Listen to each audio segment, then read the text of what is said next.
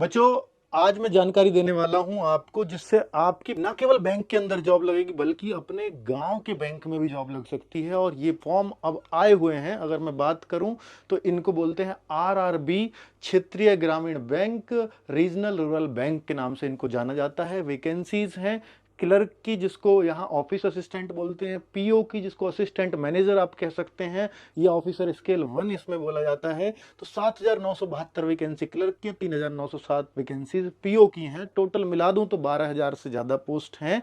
Qualification इसमें सिर्फ graduation simple चाहिए। एज 18 से 28 साल जनरल के लिए, ईडब्ल्यूएस के लिए, और अगर आपको पीओ बनना है तो 18 से 30 साल एज चाहिए होगी। ओबीसी के लिए 3 साल की छूट है, एससी एसटी के लिए 5 साल की छूट है।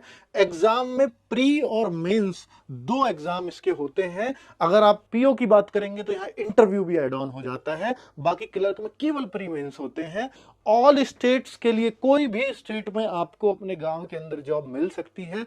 हर स्टेट वाला बच्चा इसमें अप्लाई कर पाएगा।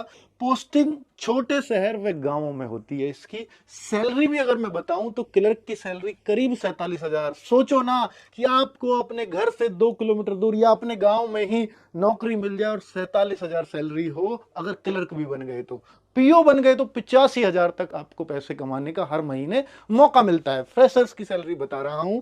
अगर बात करूं कि भाई एग्जाम पैटर्न, तो ये प्री का एग्जाम है जो होना है 22 नवंबर को पीओ का। क्लर्क का 6 दिसंबर को होगा। प्री में सिर्फ रीजनिंग के 40 क्वेश्चन आते हैं और मैथ के, जिसको क्वांट बोलते हैं, 40 क्वेश्चन मैथ के, तो 80 क्वेश्चन होते हैं। 80 मार्क्स का पेपर है और 25 मिनट आपको रीजनिंग के मिलेंगे, 20 मिनट आपको मैथ के क्वेश्चंस के लिए मिलेंगे।